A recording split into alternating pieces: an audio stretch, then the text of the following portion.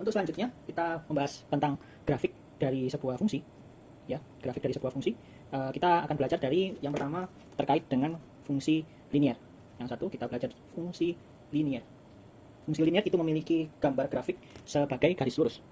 Nah, untuk memudahkan pemahaman tentang grafik fungsi, kita langsung belajar contohnya saja, yaitu kita buat sebuah sketsa grafik dari sebuah fungsi dari persamaan linear, yaitu buatlah sketsa grafik dari contoh ya, y sama dengan 2x min 3. Kemudian dengan syarat x lebih dari 2 dan x kurang dari 6. Ya, sketsa grafik dari y sama dengan 2x min 3 dengan syarat x lebih dari 2 dan x kurang dari 6, kurang dari sama dengan 6. Ya, kita bisa lihat di sini, kita lakukan yang pertama masih berhubungan dengan yang gambar di atasnya tadi, gambar sebelumnya, yaitu kita temukan dulu domain dari batasnya. Nah, batas x-nya di sini ada x lebih dari 2 kurang dari x, dari kurang x-nya juga kurang dari sama dengan 6. Nah, lebih dari 2 berarti 2 ini tidak termasuk kan? Sehingga kita bisa titik, kita mulai dari 3 di sini sampai ke 6. Jadi batas tadi domainnya antara 2 sampai 6. Ya, di sini kita bisa masukkan domainnya itu adalah sama dengan 3, 4, 5, 6. Kita masukkan ke sini. Ya. Kita masukkan 3, 4, 5, 6. Nah, kemudian setelah kita mendapatkan domain 3, 4, 5, 6, kita lanjutkan untuk mendapatkan kodomain, di mana kodomain itu didapatkan dari y-nya, y sama dengan 2x min 3. Nah, kan kita sudah dapat domainnya, kita tinggal substitusikan 3, 4, 5, 6 tadi dimasukkan ke dalam persamaan y-nya. Nah, bagaimana cara menghitungnya? Kita tinggal masukkan saja di sini, misalnya untuk mendapatkan y1, saya tulis di sini ya, misalnya y1 sama dengan 2x min 3, y1 kita masukkan x-nya sama dengan 3, berarti 2 kali 3 min 3. Ya, berarti sama dengan 6 dikurangi 3. Jadi ini di sini ada 3. Nah, setelah kita mendapatkan y1 sama dengan 3, kita masukkan ke dalam tabel. Ya, kita masukkan dalam tabel, kemudian kita lanjutkan saja untuk menghitung y2, y3, y4. Nah, ya langsung substitusi saja, tinggal kita bayangkan saja 2 kali 4 dikurangi 3 ya, 24, 8 dikurangi 3, 5. Kemudian 2 dikali 5, ya 10 kurangi 3, 7. Kemudian 2 dikali 6, ya untuk x sama dengan 6, 2 dikali 6, 12 dikurangi 3, 9. Nah, kita sudah mendapatkan kodomainnya dari masing-masing x ya. Selanjutnya kita harus bisa menemukan range-nya dari hasil x dan y. Ya, jadi kita harus dapatkan dulu domain, kemudian kita dapatkan kodomainnya, kita bikin tabel seperti ini, kemudian temukan range-nya. Ya, gampang aja kalau untuk mendapatkan range-nya, ya tinggal kita gabungkan saja antara x dan y-nya. Jadi kita bisa jawab begini. Ya, mirip dengan yang atas ini, yang di atas ini. Kita bisa tulis seperti apa? Kurung buka, kemudian saya bikin pakai warna biru aja. 3,3, ya, kemudian 4,5, kemudian 5,7 dan 6,9.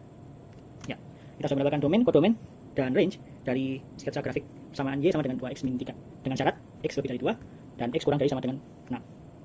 Selanjutnya teman-teman bisa membuat grafiknya dari range-nya tadi. Ini saya bikin terbalik supaya memaksimalkan space kertas, dimana kita buat dulu x-nya ya, kalau yang datar x, yang tegak itu y. Kita buat dulu 3, 4, 5, 6, kemudian 3, 5, 7, 9. Nah, kemudian kita letakkan titik-titiknya. Kita kira-kira aja 3 dan 3 ya, berarti di sini ya, teman-teman bisa lihat ya. Saya coba dekatkan lagi. 3 di sini, kemudian 4 dan 5. Kira-kira aja 5, 7. Kemudian 6 dan 9.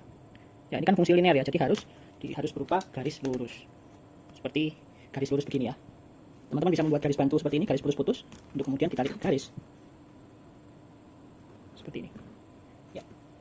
Jadi, teman-teman sudah bisa menjawab pertanyaan terkait dengan fungsi linear ya, dari sketsa grafik, sudah menemukan domain, kodomain, range, dan grafiknya itu sendiri. Seperti itu. Nah, kita akan berlanjut dengan fungsi selanjutnya, yaitu fungsi kuadrat. Ya, untuk fungsi kuadratnya, kita bisa tulis di sini ya, fungsi kuadrat adalah suatu persamaan variabel, ya, suatu persamaan variabel yang memiliki pangkat tertinggi, ya, pangkat tertingginya sama dengan 2. Pangkat tertinggi. Jadi, fungsi kuadrat itu suatu persamaan dari variabel yang mempunyai pangkat tertinggi sama dengan 2 dan garisnya berupa kurva atau garis lengkung. Ya. Jadi kalau persamaan linear tadi itu adalah garis biasa, garis lurus. Kalau fungsi kuadrat berarti garis lengkung. Garis lengkung ya. Untuk memudahkan kita belajar dari contoh soalnya aja, yaitu kita temukan sketsa grafik ya. Oke, hitung aja sketsa grafik dari y sama dengan x kuadrat min 9. Jadi kata kunci dari fungsi kuadrat itu pasti ada pangkat 2. Pangkat tertingginya sama dengan 2. Ya, sama dengan cara yang tadi, kita akan menemukan domain, kodomain, dan range-nya.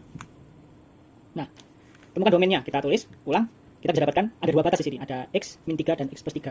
Ya, ini nanti kalau dikali, ya seperti kalian belajar waktu SMP atau SMA, ya nanti akan mendapatkan x kuadrat min 9x kali x kuadrat ditambah 3x dikurangi 3x, jadi menghilangkan x-nya yang pangkat 1. Kemudian min 3 dikali 3 sama dengan min 9. Nah, kita bisa buka lagi untuk mendapatkan batas pertama dan batas kedua. Batas pertama adalah X sama dengan min 3, ya, yang sebelah kanan ini. Kemudian batas kedua adalah X sama dengan 3. Kita tulis dulu yang lebih kecil, kemudian dilanjutkan dari dengan yang lebih besar. Jadi domainnya nanti antara min 3 sampai 3. Nah, teman-teman kan sudah mendapatkan domainnya ya, dari min 3 sampai 3 ya. Jadi teman-teman bisa lanjutkan untuk mendapatkan kodomennya. Ini kodomen di sini. Kodomen ya. Kodomen X dan Y. Kita tulis ya, dari min 3, kemudian min 2, min 1, 0, 1, 2, 3. Kita masukkan semua. Kemudian kalian masukkan X-nya untuk mendapatkan Y-nya, mendapatkan kodomennya. X-nya ini berarti min 3. Min 3 ya. Jadi ya kita bisa bayangkan di sini ya.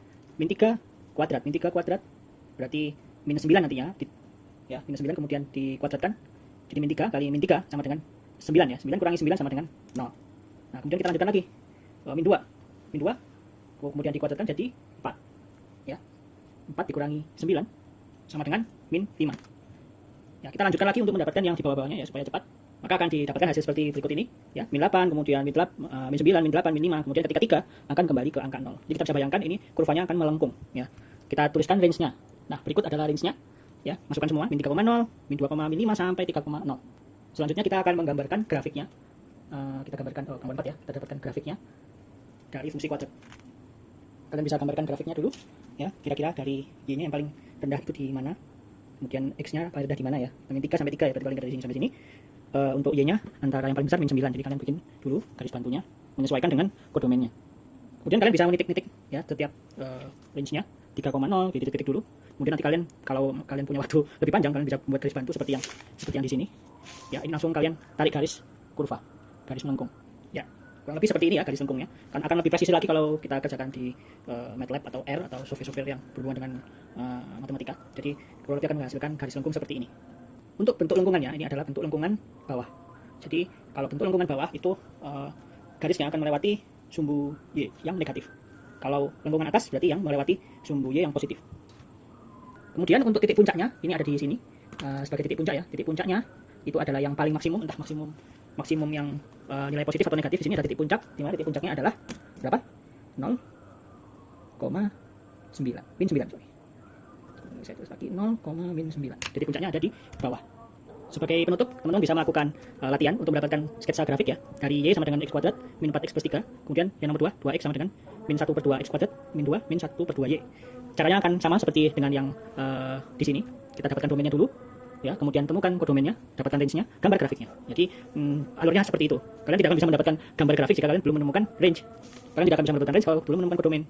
Dan belum bisa mendapatkan domain ketika belum menemukan batas-batas X-nya. Ya, ini bisa saya tulis lagi, ini X1, ini X2, ini X1. Mungkin tadi masih terlewat.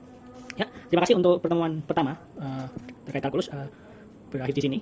Nah, nanti teman-teman sifatnya adalah melihat video dulu, pembelajaran dari video setiap pertemuannya. Untuk minggu depannya kita akan berlanjut dengan video selanjutnya. Terima kasih. Assalamualaikum warahmatullahi wabarakatuh.